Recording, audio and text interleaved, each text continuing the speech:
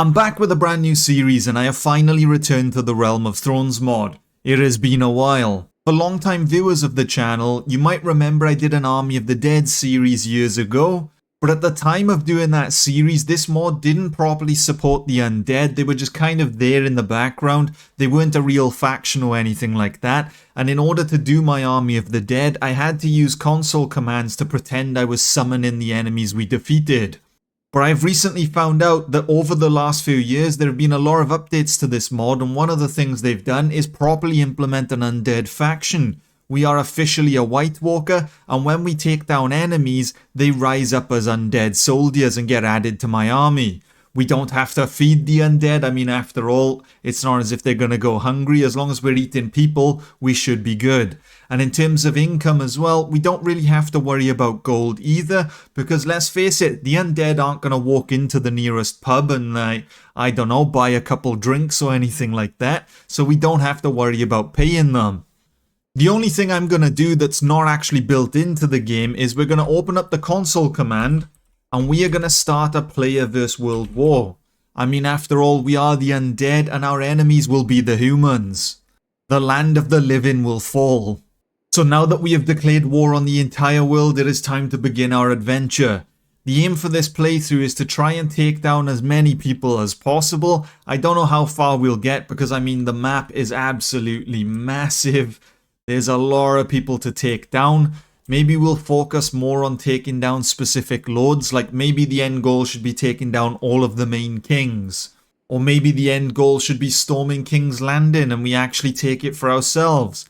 I'm not entirely sure, but right now, all I know is that the world must die.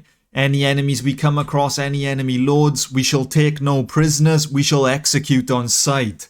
That is our purpose. All we have to begin our adventure is some basic equipment. If we take a look at our inventory, we have some basic Whitewalker armor and an ice sword. That is it. And now we begin. We begin taking down the entire world. I don't know how we're going to pull it off. I mean, there's a group of 15 enemies there, but can I really do a 1v15? In the beginning, we're going to have to be more tactical with our approach. We can't exactly just attack anyone we see. For example, that caravan, even if I could catch up to them, I'm not going to take down an army of 29. We need a nice weak target to begin, and then once we start forming our army, we can then look at taking down others. We have stumbled upon an enemy hideout. Looking at the picture, I assume it belongs to some kind of wildling army, but this is perfect. This will be our entry point into starting the Army of the Dead.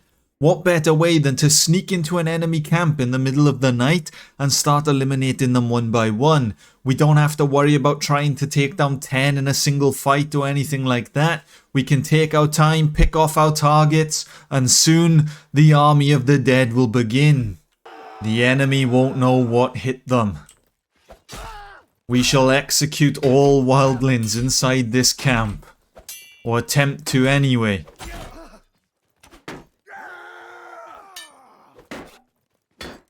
If we fight one-on-one, it's fine. I shouldn't have an issue. I can take them down. It's when I get swarmed and there's about 50 of them. Well, to be honest with you, it doesn't even need to be 50. The moment there's like 2 of them. There is this archer back here that's being a bit of a pain. There we go. We are slowly making our way through the camp. As we begin to eliminate them, they will soon rise again. Rise as my undead soldiers. We have to be careful that we don't get taken down as well. Unlike other playthroughs where I can just begin recruiting more soldiers, this way we can only get men by defeating enemies. So if I lose all of my soldiers and have to start from the beginning again, recruitment is gonna be a pain. It is time to duel the chieftain. We could refuse the duel and try to take them all on, but it'll be a 6v1 and that's not gonna go well. Actually dueling the chieftain one-on-one is probably our best chance at taking him down. Alright, my friend, we shall fight to the death. He seems to be heavily armoured. We're only doing about 10 damage a hit. And we have taken down the chieftain. All while the others stood there and watched. I think they're stuck in shock, to be honest with you. I don't think they were expecting to see a Whitewalker today. And it has begun. Using our magical Whitewalker powers, we have raised the dead. The soldiers we defeated have now joined our army. We have an army of 19. If we take a look at our party, we can see the angry whites. I'm not entirely sure why our soldier is rocking a bowl cut. Maybe we need to shave him or something. I mean, we can't go around with an army like that, lads. We gotta look the part. We need to intimidate the enemy. And nothing is less intimidating than a bowl cut. What is that, my friend? Maybe that's why he's dead. Maybe he got murdered for that haircut alone. But we managed to loot some armor from the free folk. So it's better than nothing right now. Hopefully we'll survive some more battles. But now that we have the beginning of an army, we need to focus on bigger targets. We can now target some renegades. As long as we can catch them, that is. We have found our next target. It is a group of villagers. It shouldn't prove to be a problem. We should be able to eliminate them and turn them into our undead soldiers. This is what you get for roaming these lands, my friend. You should have gone south of the wall when you had a chance. Alright, undead warriors, are you ready? I like the fact that one of them has decided to bring a banner into battle. He's committed to the cause. But I have to ask, lads, did you rob a wig store before we begun the battle or something? What is it with these haircuts? I thought the guy with a bowl cut was bad enough, but look, your beard's not even properly attached. Where are you getting this hair from? You know what? I'm not going to ask any questions. Just follow me, man.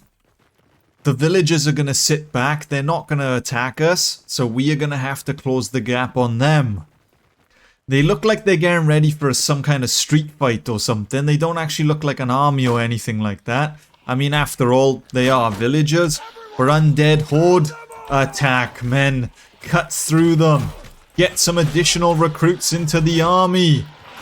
All of the living shall fall. No survivors, men. No survivors. Hang on a minute. The undead horde is falling. We're losing to the villagers? How has this happened? Surely we cannot be defeated, men. We have broken their morale. Some of the surviving villagers are running for their lives. But they did manage to take down almost all of my undead soldiers. I have 2 guys remaining. What is this? How has my undead army been defeated already? We're supposed to take down the land of the living, and yet we almost fell to some villagers. So it looks like we still need some gold in order to upgrade our soldiers, but we don't have to pay any upkeep towards them. I mean, I don't know where I'm buying this armor. Am I just walking into the local village and just going up to the blacksmith and paying him for some armor? I have no idea. But some of the whites have now been upgraded, and we might be able to find it easier taking down villagers. But even though we almost lost the bulk of our soldiers after defeating the enemy, we have raised the dead once more, and we are now 37 strong. This is great. It means as long as we win our battles, we can continuously raise the dead and rebuild our lost numbers. The only downside is obviously all of the recently raised dead are the most basic unit that we can have. They don't exactly rise with their armor and equipment ready. The poor survivors thought they would be able to outrun us, but I'm afraid it is the end for you, my friend. It is the end. I am not even going to step foot on the battlefield. We shall leave the men eliminate them, and we shall recruit them to our ranks. We cannot stop now. We must look to the next step in order to increase our undead horde. The army must keep growing. So next, we will attack a village. I don't even want to raid them for their goods. I just want to eliminate the people living there. There are 38 of them. If we can take them all down with minimum casualties, we could potentially double the size of our army. Since we are the undead horde, we will just run at the enemy. We don't have any ranged troops or anything like that. So sitting back is at a disadvantage for us. We can't wait for the enemy to settle down. Otherwise they'll eliminate us. We must run at them at full speed, men. Forwards! Forwards, my undead minions! Eliminate the living! Kill them all! Burn down the village! And the archers have begun firing at us. We have got ourselves a horse that we stole from the villagers. It's not exactly the quickest, I won't lie. I feel like I may be more effective fighting on the back of a mule or something. But the undead horde has attacked. Hopefully this time we can outnumber them. We can swarm their ranks. We can eliminate them all.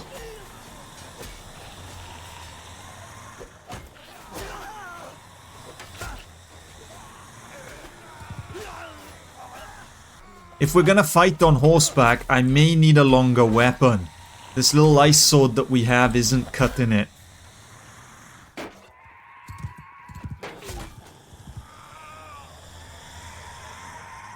But we have taken down the village, and a good chunk of the army has survived. My friend, you have blood in your wig. I don't know if that will wash out or not. Well, I don't know how this has happened, but somehow we have over 200 soldiers. We only eliminated 30 enemies, so I don't understand how the horde grew by that much. But we are now way over capacity. I mean, if we take a look at our party, actually we can't right now because we're raiding. Originally, I wasn't going to raid the enemy and I was going to move on after we defeated them. But then I remembered we need gold in order to upgrade our soldiers.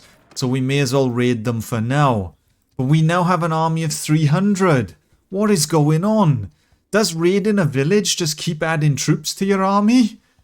We have now gone from a squad of about 30 to a group of over 300. Half the army is going to start abandoning us already. Our morale is dropping because we've exceeded our party size. I don't understand. We're going to have to get rid of half the undead wights, I think. We're going to have to get rid of the lowest of the low. Right now we can have a party of 137, and to be honest, that's a lot bigger than I was expecting this early in the game. But I don't know how we managed to pull off a horde of nearly 300. But now with our 100 soldiers, we must move on to the next target. Who shall be our next victim? And we have found our next village to eliminate. There are more defenders in this one than the previous one. There is a group of villagers along with the militia, so there are 80 people inside. But that will not stop us. The undead army will sweep through them, eliminating all those who are living, and our army will continue to grow. And then we will move on to the next target. Since our tactic involves us basically running at the enemy, I've split the infantry into two groups. This way we can command two different hordes and we can swarm the enemy in any way that we want. Group 1, you will attack the infantry. Group 2, you will target the archers, men, and attack. Anyone you find living inside this village shall be eliminated. You know the drill at this point, men. No survivors. Villages will burn. Castles will burn. Settlements will fall. That is my promise as leader of the undead.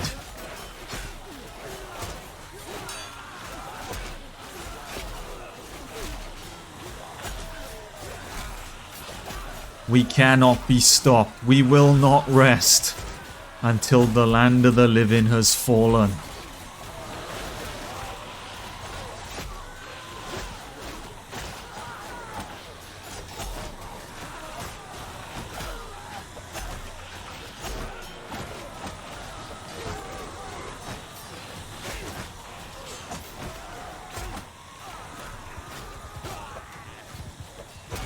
I don't know where the peasants think they're running off to.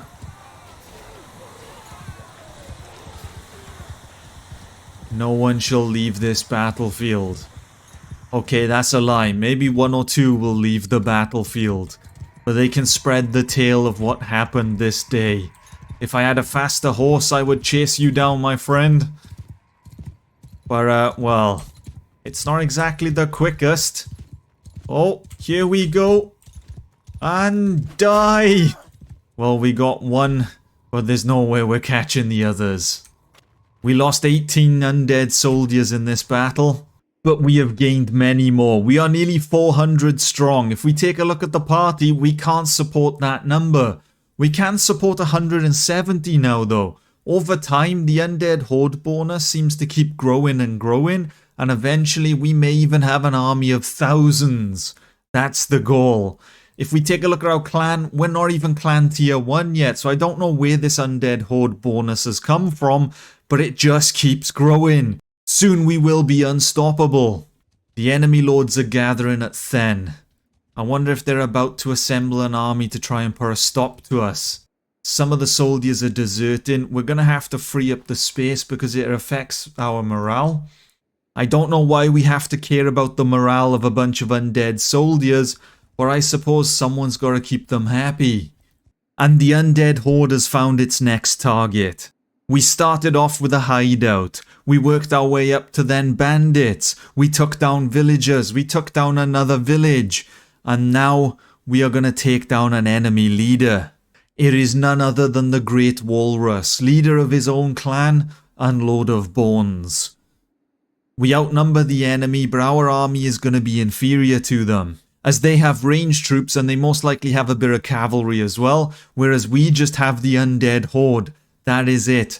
Nothing else. So the enemy can take long distance shots at us, while we just have to run at them at full speed. Once again, I have split the forces into two separate groups. We shall march forwards, men. We shall close the gap on the enemy. And then we shall unleash the Horde.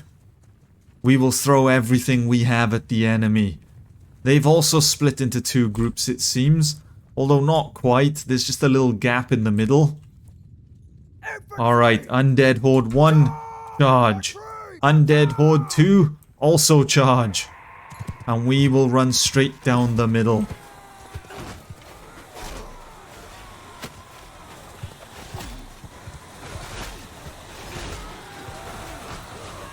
The kill feed is entirely red. The Horde is being obliterated. This is not how I imagined this battle would go.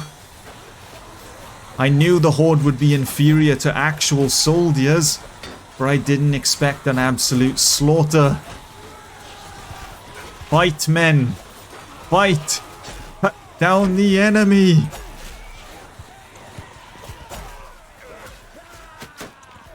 I fear the Horde has been defeated. Clearly the undead army was not ready. We cannot take down an opponent of this scale.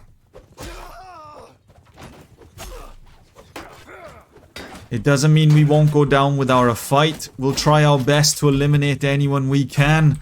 The Great Walrus himself has fallen.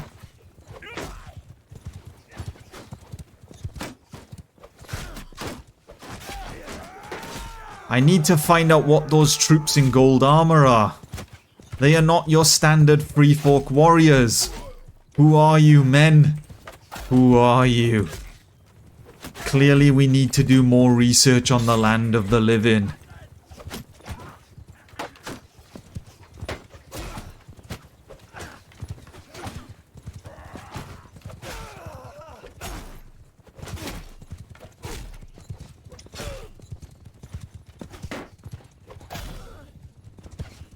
You may have won the day, my friends, but this is only the beginning of the war.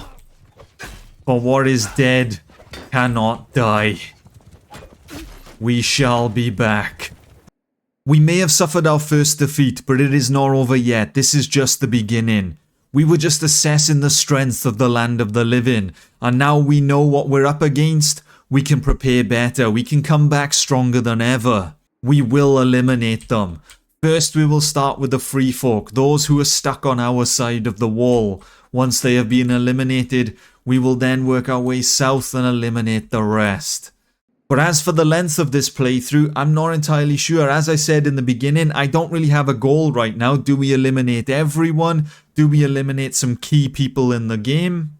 You'll have to let me know what you think. I will allow you lot to influence the playthrough. Should this just be a short one to tie us over until 1.3 releases and then we can try and return back to the Peasant to Emperor series? Should this be a long playthrough? I have no idea. It is wherever you want. For I'm afraid that's all we're going to have time for now. So as always, if you enjoyed, leave a like, subscribe, and until next time, see ya.